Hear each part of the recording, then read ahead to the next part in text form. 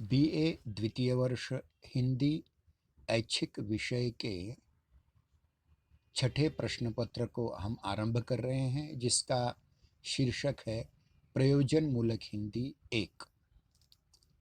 अगले सत्र में प्रयोजन मूलक हिंदी 2 होगा। प्रयोजन मूलक हिंदी के अंतर्गत क्या है क्या नहीं, इस पर समय समय पर हमने हमारे व्हाट्सएप ग्रुप पर बहुत सारी चीज़ें डाल दी थी। आप नए ज्वाइन हुए हैं तो फिर से वो हम डालने का प्रयास करेंगे। पहले हम हमारे पाठ्यक्रम को समझ लेने का प्रयास करते हैं। हमारे पाठ्यक्रम में यानी इस वर्ष के इस सत्र के पाठ्यक्रम में प्रयोजन मूलक हिंदी के अंतर्गत कुछ महत्वपूर्ण 4 शीर्षक हैं। उसके पहले एक बात मैं आपको कह दूं कि गत वर्ष आपने हिंदी कहानियाँ पढ़ी, उपन्यास पढ़े, नाटक पढ़ें और एकांकियाँ पढ़ी, जो साहित्यिक विधाएं हैं। इस वर्ष जोशी सर जी आपको कविताएं और गद्य, हिंदी गद्य साहित्य पढ़ाएंगे, आधुनिक कविताएं और हिंदी गद्य साहित्य, और मैं भाषा पढ़ाऊंगा। ध्यान रहे, भाषा और साहित्य में बहुत बड़ा फर्क होता है। There is long long difference between literature and language. भाषा की एक छोटी सी इकाई साहित्य है, भाषा इससे बहुत बड़ी है। और भाषा के इस बृहत्तर स्वरूप में प्रयोजन मूलक भाषा का एक महत्वपूर्ण भाग है। वह किस प्रकार से है, मैं आज आपको बताने का प्रयास करूंगा। जो हमारे 4 यानी प्रयोजन मूलक हिंदी 1 के अंतर्गत जो 4 शीर्षक हैं, पहला शीर्षक है हिंदी भाषा स्वरूप एवं विकास। दूसरा शीर्षक है हिंदी भाषा मानकीकरण। तीसरा शीर्षक है देवनागरी लिपि उद्भव और विकास। और चौथा शीर्षक है प्रयोजन मूलक हिंदी स्वरूप एवं विशेषताएं। मैं फिर से पढ़ता हूँ। हिंदी भाषा स्वरूप एवं विकास पहला। दूसरा शीर्षक है हिंदी भाषा मानकीकरण। तीसरा शीर्षक है देवनागरी लिपि उद्भव और विकास। और चौथा शीर्षक है प्रयोजन मूलक हिंदी स्वरूप एवं विशेषताएं। देखिए, इसके अंतर्गत क्या है, इसको भी हम देखने का प्रयास करेंगे। पहला जो भाग है वो हिंदी भाषा स्वरूप एवं विकास। इसके अंतर्गत अनेक उपशीर्षक हैं। उससे पहले आपको ये समझना पड़ेगा कि भाषा क्या होती है। हिंदी एक भाषा है, लेकिन भाषा शब्द को पहले आपको समझना पड़ेगा। भाषा की विशेषताएं कुछ समझनी पड़ेंगी, और उसके उपरांत हिंदी शब्द कहाँ से आया, हिंदी ये नाम एक भाषा का क्यों रखा गया, किस प्रकार रखा गया, हिंदी नामकरण, और हिंदी शब्द के अलग अलग अर्थ। उसमें से भाषा एक अर्थ में हिंदी का प्रयोग किया जाता है, लेकिन इसके अलावा अनेक अन्य अर्थों में हिंदी शब्द का प्रयोग किया जाता है। फिर उसके उपरांत भारतीय आर्य भाषा का संक्षिप्त इतिहास। यानी हिंदी एक आर्य भाषा है, भारतीय आर्य भाषा। आप जानते हैं भारतवर्ष में 2 परिवार हैं, 2 भाषा परिवार हैं। एक आर्य परिवार जिसको भारोपीय परिवार कहा जाता है, और दूसरा है द्रविड़ परिवार, जिसके अंतर्गत तमिल, तेलुगु, मलयालम, तुलु और कन्नड़ भाषाएं आ जाती हैं। इन 4-5 भाषाओं के अतिरिक्त भारत की अन्य जितनी भी भाषाएं हैं वो सारी के सारी आर्य परिवार की भाषाएं हैं। तो भारतीय आर्य परिवार की भाषाओं में हिंदी का समावेश होता है। तो ये आपको ये संक्षेप में समझना पड़ेगा कि भारतीय आर्य भाषाओं का इतिहास क्या है। वैदिक संस्कृत, लौकिक संस्कृत, पाली, प्राकृत, अर्धमागधी, अपभ्रंश, और उसके बाद आधुनिक आर्य भाषाएं आ जाती हैं। आधुनिक आर्य भाषाओं के अंतर्गत हिंदी, मराठी, कश्मीरी, डोगरी, राजस्थानी, बंगाली, गुजराती, असमिया, उड़िया, ये सारी भाषाएं आ जाती हैं। मतलब कश्मीर से लेकर के महाराष्ट्र तक जितनी भी भाषाएं हैं वो आर्य भाषाएं हैं, और इधर अटक से लेकर कटक तक, इसमें उर्दू का भी समावेश होता है, उर्दू भी आर्य भाषा है। तो ये जो आर्य भाषाएं हैं इनका संक्षिप्त इतिहास, यानी प्राचीन काल में भाषाएं भारत में कौन सी बोली जाती थी, मध्यकाल में कौन सी, और आज आधुनिक आर्य भाषाएं कौन सी हैं, इनका संक्षिप्त परिचय आपको, इतिहास आपको समझना पड़ेगा। उसके उपरांत हिंदी भाषा का क्रमिक विकास कैसे हुआ, हिंदी भाषा का क्रमिक विकास कैसे हुआ, इस पर नज़र डालनी पड़ेगी। मतलब हिंदी भाषा कौन सी थे, किस प्रदेश की भाषा को हिंदी भाषा कहा जाता था, हिंदी की मूल बोली कौन सी थी, और वो हिंदी की मूल बोली बाद में उपबोली, बोली होते समय, बोली होने के बाद वह उपभाषा बनी, विभाषा बनी, भाषा बनी, राष्ट्रभाषा बनी, राजभाषा बनी, और आज विश्व भाषा बन चुकी है। यानी विश्व में सबसे ज़्यादा बोली जाने वाली भाषा हिंदी है। वो किस प्रकार से उसका विकास होता गया, इसको भी हमने संक्षेप में उसकी चर्चा हमें करनी है। फिर उसके बाद हिंदी की अलग अलग शैलियाँ, हिंदी की अलग अलग शैलियाँ, एक संस्कृतनिष्ठ हिंदी, दूसरी उर्दू, तीसरी दखनी, और चौथी हिंदुस्तानी, जिसको आप सिनेमा की भाषा कहते हैं, सिनेमा की हिंदी कहते हैं। फिर से कहता हूँ, 4 शैलियाँ हमें देखनी है हिंदी के। पहली शैली है संस्कृतनिष्ठ हिंदी, जो पढ़ाई के काम में आती है। दूसरी दखिनी, जो बोलचाल में बागवान लोगों के या दक्षिण भारत के लोगों के बोलने में आ जाती है। अगर आप उस्मानाबाद ज़िले में आकर, शहर में आकर बागवानों से अगर भाजी खरीदते हैं तो उनकी जो भाषा है उसको बागवानी या दखिनी भाषा कहते हैं। तीसरी है उर्दू, जो मुसलमान प्रायः प्रयुक्त करते हैं, जिसके लिए अलग से पाकिस्तान बन चुका है।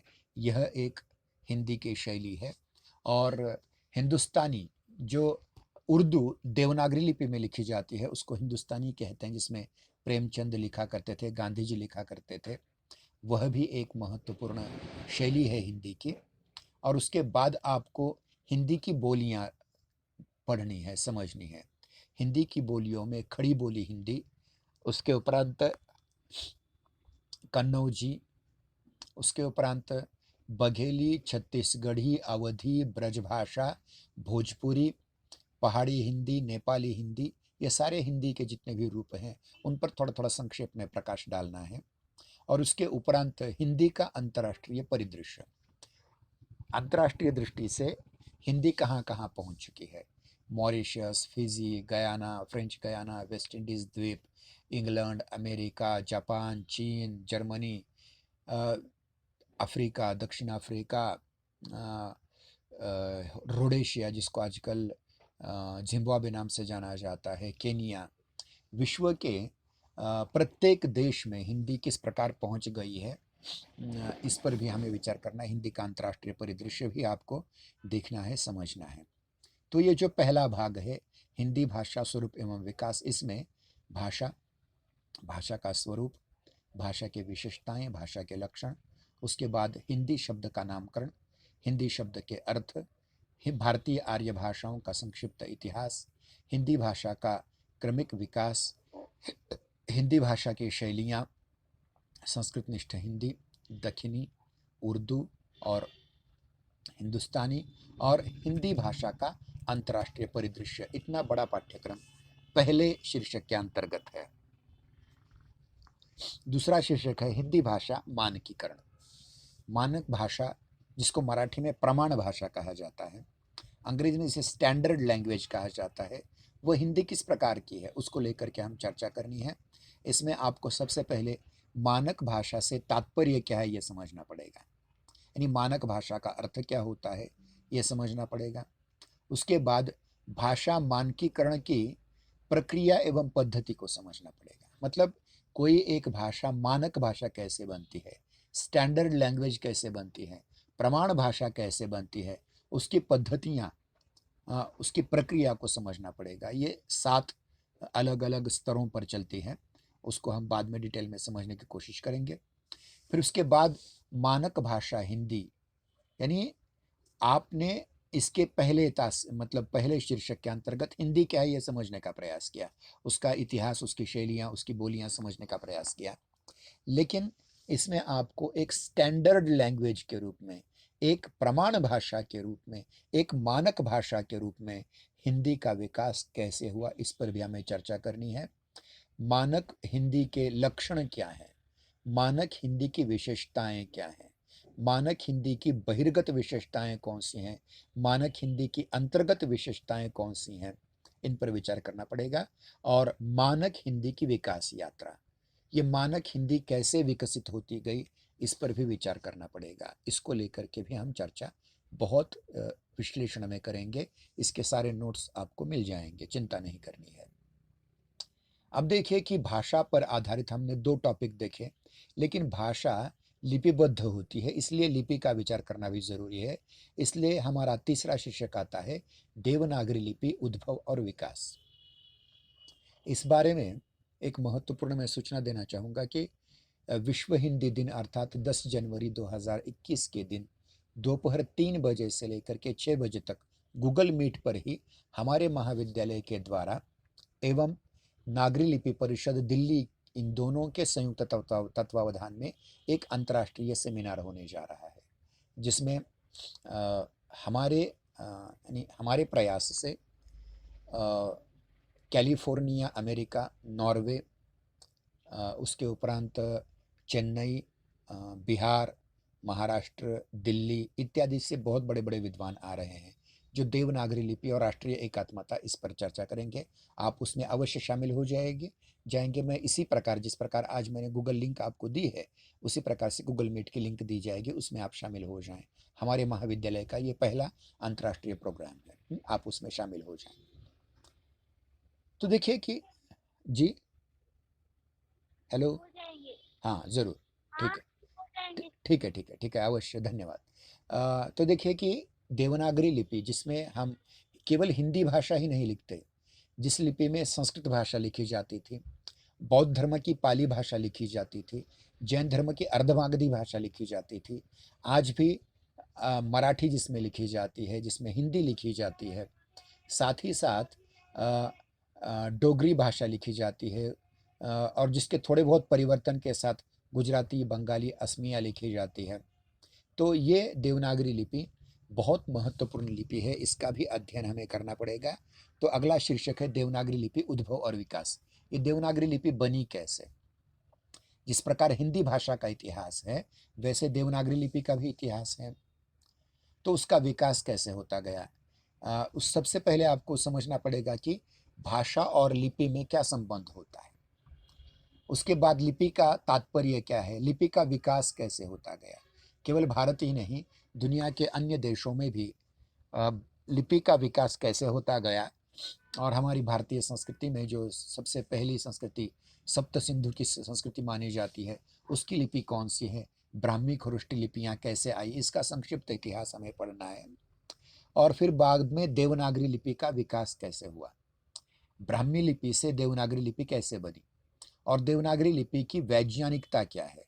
दुनिया की अन्य लिपियों में उतनी वैज्ञानिक बात नहीं है जितनी देवनागरी लिपि, जो हिंदी भाषा के लिए प्रयुक्त की जाती है, मराठी भाषा के लिए प्रयुक्त की जाती है, संस्कृत भाषा के लिए प्रयुक्त की जाती है।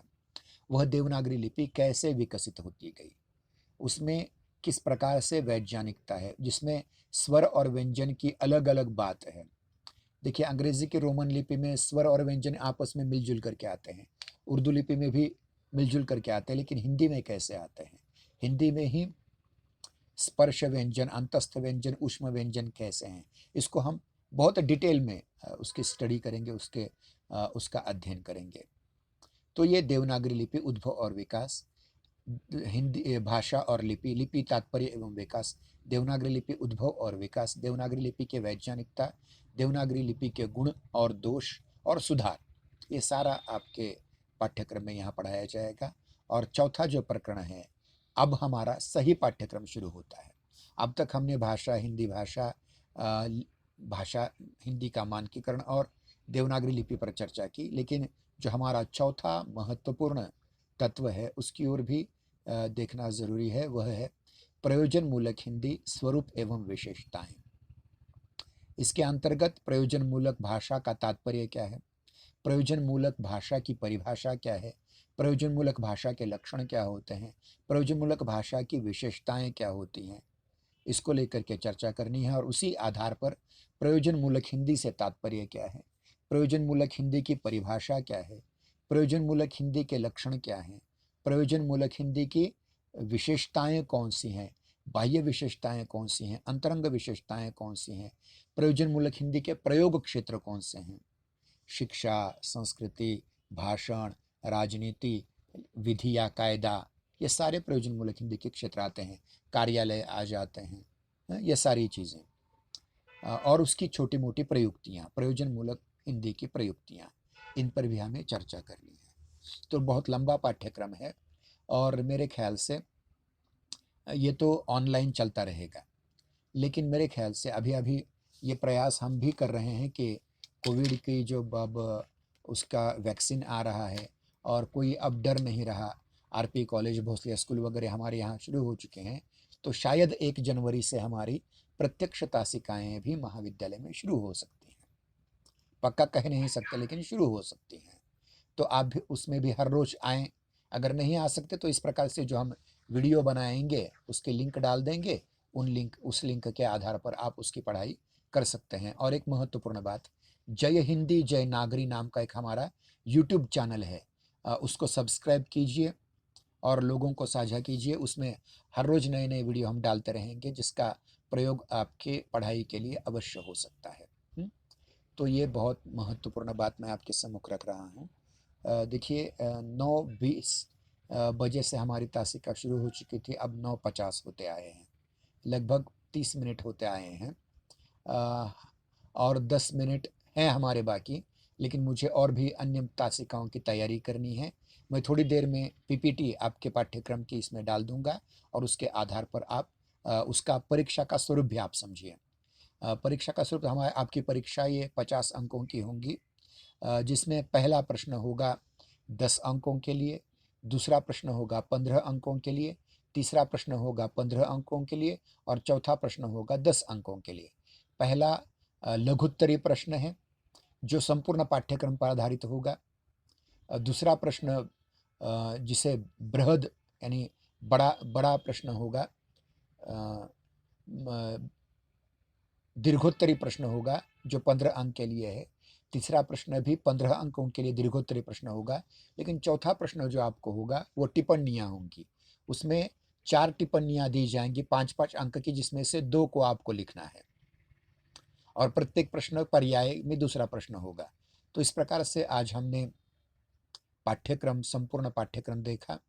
उसके उपरांत प्रश्न पत्र का प्रारूप और अंक विभाजन देखा। मुझे एक अन्य तासिका की द्वितीय भाषा की तैयारी करनी है थोड़ी देर के लिए, इसलिए हम हाँ, कहिए। परीक्षा का स्वरूप आप लिख कर भेज हाँ सकते हाँ, वो हैं, सब मुझे कुछ सब समझ। हाँ, सब मैं आपको पीपीटी के रूप में थोड़ी देर में भेज रहा हूँ, चिंता मत कीजिए। एक 5 मिनट हाँ में हाँ आपके ग्रुप पर आ जाएगा वो सब। हाँ, तो इसमें हाँ, पूरा पूरा पहले दिन पाठ्यक्रम देखिए पूरा। पहले दिन इतना करो, हाँ हाँ मुझे हाँ कुछ समझ नहीं हाँ आता। हाँ हाँ, वही वही तो बता रहा हूँ मैं। तो संपूर्ण पाठ्यक्रम, परीक्षा का प्रारूप, अंक विभाजन, कौन सी पुस्तक है, पुस्तक का लेखक कौन है, वो सारी पीपीटी एक 5 मिनट में आपके ग्रुप पर साझा की जाएगी, वो आप जरूर देख लीजिएगा। ठीक है। हाँ ठीक आज है। के दिन तो यही यही रुक लेते हैं, क्योंकि पहली तासिका थी और वेग से मुझे कुछ कहना था, तो डिटेल में आपको वो सब मिल जाएगा। ठीक है। आज हम यहाँ रुक जाते हैं, मुझे अन्य भी तैयारियाँ करनी है। धन्यवाद। ठीक है। आज के दिन में रुक जाते हैं।